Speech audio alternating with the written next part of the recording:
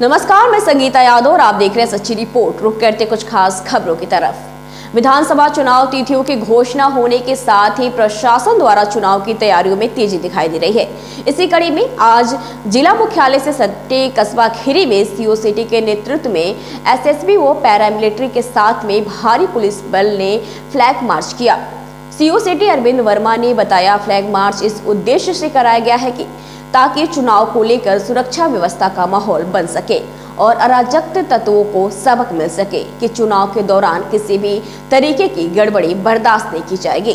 चुनाव आसन्न है और जनता में लोकतंत्र के प्रति विश्वास रहे और किसी प्रकार का भय या कोई ऐसी बात ना रहे, इसके लिए हमारी पैरामिलिट्री एसएसबी आई हुई है और फ्लैग मार्च किया गया है ताकि लोगों में विश्वास पैदा हो और जो भी जिन लोगों को मन में किसी प्रकार की खुराफात या कोई संशय हो, उनके अंदर ये भय उत्पन्न हो कि उनको भी इस लोकतंत्र के पावन पर्व में शांतिपूर्वक अपना योगदान देना है।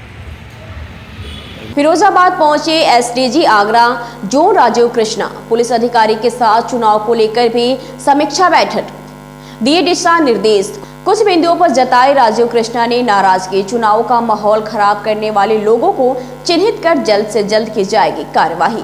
आगामी विधानसभा चुनावों के परिप्रेक्ष्य में आज जोन के 2 जिले मैनपुरी और फिरोजाबाद में चुनाव की तैयारियों की समीक्षा मेरे द्वारा की गई। फिरोजाबाद में इस संबंध में चुनाव कार्य में जुड़े हुए सभी अधिकारियों के साथ सभी एसएचओज, सीओज, चुनाव कार्यालय के संबंधित कर्मचारी और वो अन्य सभी कर्मी जो चुनाव कार्यों से जुड़े हुए हैं, उनसे अलग अलग समीक्षा गोष्ठियां की गई। चुनाव आयोग के निर्देशों के अनुरूप जो गतिविधियां या कार्रवाइयां चुनाव से पहले की हैं, चुनाव के दिन के लिए जो डिप्लॉयमेंट इत्यादि किया जाना है और चुनाव को शांतिपूर्वक, ट्रांसपेरेंट और फेयर वे में कराने के लिए जिन भी कार्रवाइयों की आवश्यकता है, उन सभी कार्रवाइयां फिरोजाबाद जनपद में की जा रही हैं।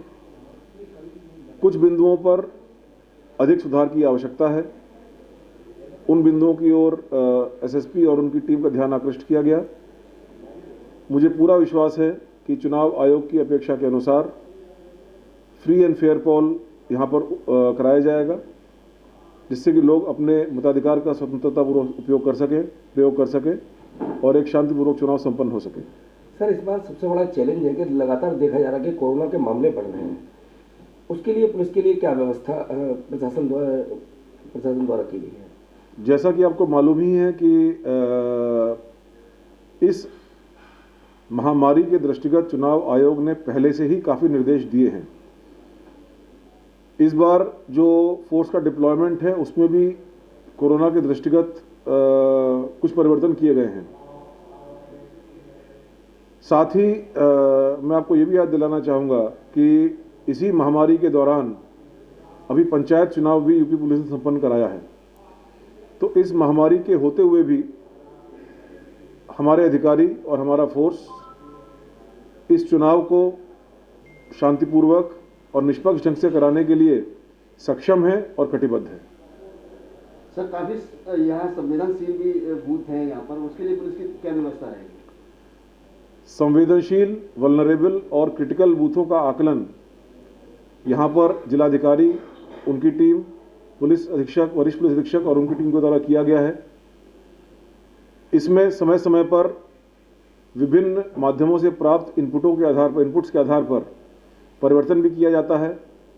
ये सभी सर, पुलिस ने देह व्यापार की सूचना पर क्षेत्र के सुल्तानपुर कनाहारी गांव में छापेमारी करते हुए एक होटल में चल रहे सेक्स रैकेट का पर्दाफाश करते हुए 3 महिलाओं सहित 5 लोगों को गिरफ्तार किया है।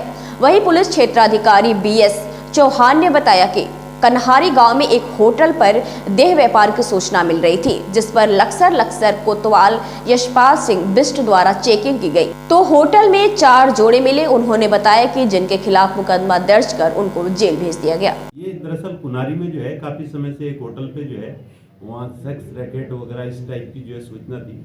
कल इंस्पेक्टर लक्सर द्वारा वहाँ जो है चेक किया गया तो वहाँ पे जो है 4 जोड़े जो है वहाँ मिले हैं और उनके खिलाफ जो है मुकदमा दर्ज किया गया, जेल भेजा जाए। विधानसभा चुनाव की घोषणा होते ही अवैध कच्ची शराब बनाने वाले माफिया भी सक्रिय हो गए हैं और कहीं ना कहीं चुनाव में लोगों को कच्ची शराब परोसकर भारी मुनाफा कमाने की फिराक में लगे हैं।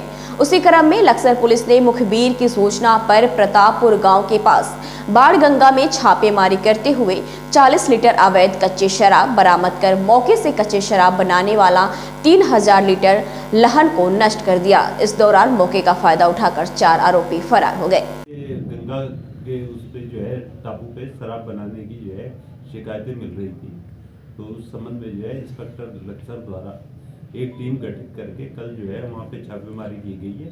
तो वहाँ करीब 40 लीटर कच्ची शराब बरामद हुई है और 3000 लीटर के आसपास लान वहाँ मौजूद मिला है। शराब बनाने के काफ़ी उपकरण वगैरह मिले, उस संबंध में मुकदमा दर्ज कर दिया गया है और उचित कार्रवाई कानून के दायरे में की जा रही है। खबर मिर्जापुर से है, जहां स्टार्टअप वेंडर को मारी गई गोली। अज्ञात के खिलाफ मुकदमा दर्ज कर पुलिस जांच में जुटी। निवासी कोलकम कला थाना लालगंज अपने घर से मोटरसाइकिल से मिर्जापुर आ रहे थे कि पीली बत्ती कानपुर मिलिट्री कंपाउंड के पास अपाचे सवार 3 अज्ञात व्यक्तियों द्वारा लाल बाबू को बाएं पैर में गोली मारकर 3,75,000 रुपए लेकर भाग गए। सर को गोली मार कर कुछ लूट गई है, तो सर ये कौन व्यक्ति है, क्या करता था, कहाँ घटना है, क्या है पूरा विवरण सर? ये लाल बाबू बिंद ये थाना लालगंज क्षेत्र से जो स्टाम्प बिल्डर बताए जाते हैं, ये मिर्ज़ापुर की तरफ आ रहे थे। तो करनपुर पहाड़ी के पास जिनका बताना है कि अपाचे में सवार 3 व्यक्ति आए और इनको गोली मार दी। इनके पैर में गोली लगी है और गोली मार करके इनके पास से 4.25 लाख रुपए लूट करके चले गए हैं। इस सूचना पर सारी फोर्स मौके पे है, एसपी सिटी मौके पे आए हैं, हम भी मौके पे हैं। इंस्पेक्टर कोतवाली देहात में फोर्स मौके पे है। घटनास्थल का निरीक्षण कर लिया गया है। घटना के अनावरण के लिए हमारे द्वारा निर्देश दिए गए हैं और टीमों का गठन कर दिया गया है। क्या इसको रेफर भी किया गया, वाराणसी भेज दिया गया है? हाँ, इसको वाराणसी रेफर कर दिया। बिजनौर में एसपी व डीएम एसपी सिटी ने आगामी विधानसभा चुनाव को लेकर शांति व्यवस्था बनाए रखने के उद्देश्य से फ्लैग मार्च निकाला। फ्लैग मार्च में सीआरपीएफ के जवान भी भारी मात्रा में शामिल रहे। बिजनौर की सभी तहसील क्षेत्रों में अलग अलग अधिकारियों ने पहुंचकर फ्लैग मार्च किया ताकि विधानसभा चुनाव में नामांकन प्रक्रिया शांतिपूर्ण संपन्न हो सके। नजीबाबाद पुलिस द्वारा स्थानीय 3 शातिर चोरों को गिरफ्तार किया गया है, जिसमें शोएब और बिलाल, एक बाल अपचारी है और एक फरार हो चुका है। इनके द्वारा कुल 5 घटनाओं का अनावरण किया गया है, जिसमें से नजीबाबाद की 2 चोरी, धामपुर की 2 चोरी और 9/11/21 को एक चेन स्नैचिंग हुआ था, लूट का अभियोग पंजीकृत था धामपुर में, वो भी वर्कआउट हुआ है।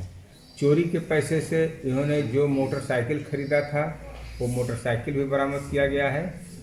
तो इस प्रकार सोने चांदी के जो जेवरात हैं, मोटरसाइकिल, कीमत लगभग 8 लाख रुपए के साथ में इनको गिरफ्तार किया गया है, जेल भेजा जा रहा है। इनके एक अन्य साथी की तलाश की जा रही है। इनके खिलाफ गैंगस्टर एक्ट के तहत भी कार्रवाई होगी। पुलिस टीम को 15,000 रुपये नकद पुरस्कार दिया गया है। हरिद्वार की विधानसभा लक्सर में आम आदमी पार्टी द्वारा एक महत्वपूर्ण प्रेस वार्ता पार्टी कार्यालय में रखी गई, जिसमें क्षेत्रीय विधायक प्रतिनिधि द्वारा आचार संहिता से 1 घंटे पहले लिए गए फैसलों पर चुटकी लेते हुए इसे महज चुनावी स्टंट करार दिया। आपके प्रदेश सचिव अल्पसंख्यक मोर्चा डॉक्टर यूसुफ ने प्रेस वार्ता करते हुए कहा कि आचार संहिता से 1 घंटे पूर्व लक्सर विधायक प्रतिनिधि द्वारा आनन फानन में रेलवे अंडरपास का शिलान्यास बिना किसी टेंडर और सरकारी महकमे के बिना कर दिया गया।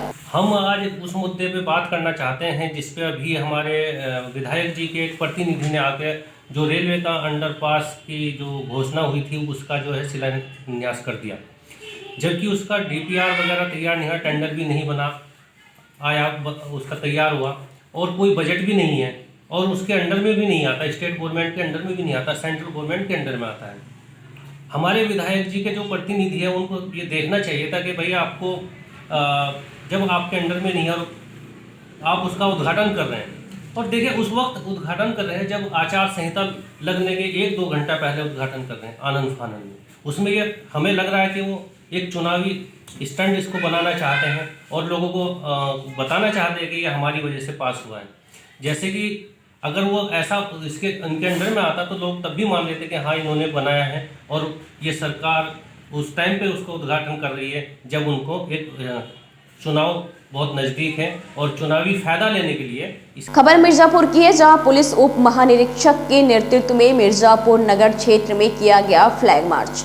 उत्तर प्रदेश होने वाले विधानसभा चुनाव के मद्देनजर शांतिपूर्व एवं सकुशल संपन्न कराए जाने के लिए आज अजय कुमार सिंह पुलिस उप महानिरीक्षक व विनय कुमार सिंह नगर मजिस्ट्रेट ने पुलिस टीम एवं पैरामिलिट्री फोर्स के साथ थाना कोतवाली कटरा व थाना कोतवाली शहर क्षेत्र के घंटाघर, गुलहट्टी, बूढ़ेनाथ, टेडी नेम, नारघाट, पक्का घाट रोड, तिवरानी टोला, सुंदर घाट, वासलीगंज, संकट मोचन, तरकापुर व रमई पट्टी क्षेत्र में फ्लैग मार्च और एरिया डोमिनेशन किया गया। आज आप लोगों के द्वारा रूट मार्च किया गया है, किस उद्देश्य किया गया है, क्या है?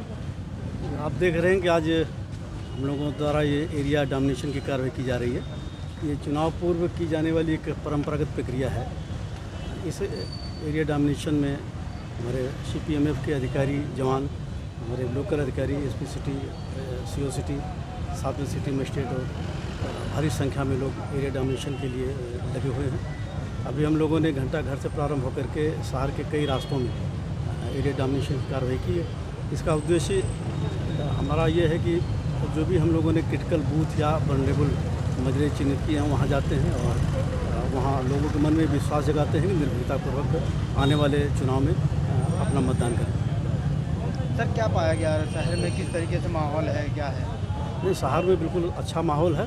हम सभी लोगों को अपनी तरफ से जागरूक भी कर रहे हैं कि ज़्यादा से ज़्यादा संख्या में मतदान करें और पूरी निर्भीकता के साथ करें।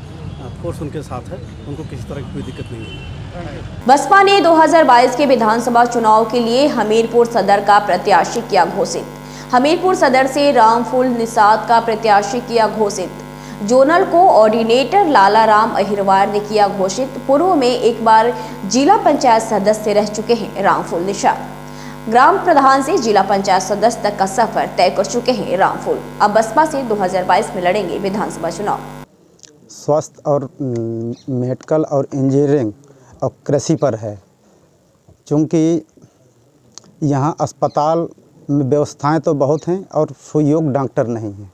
मेरी पहली प्राथमिकता ये रहेगी कि यहाँ सुयोग्य डॉक्टर आएँ और यहाँ का जो गरीब तबके का जो पेशेंट और यहाँ के लोग हैं जो कि छोटे से छोटे मर्ज के लिए इनको कानपुर जाना पड़ता है, लखनऊ जाना पड़ता है, तो मेरी प्राथमिकता रहेगी कि यहाँ के मेरे विधानसभा के लोग बाहर ना जाना पड़े और उनका विभिन्न प्रकार के मर्जों का इलाज उनका हमीरपुर की अस्पताल में हो।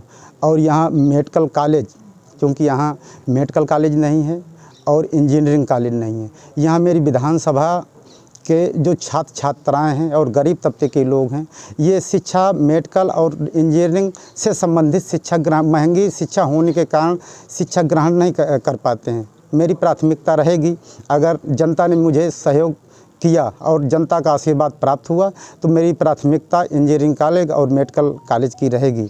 तीसरी मेरी प्राथमिकता कृषि पर जिस तरह से बीजेपी गवर्नमेंट में यहाँ खाद समय से किसानों को नहीं मिल रहे, बीज भी नहीं मिला है, तो मेरी प्राथमिकता किसानों को समय से बीज और समय से खाद मुहैया करवाने का मैं काम करूँगा।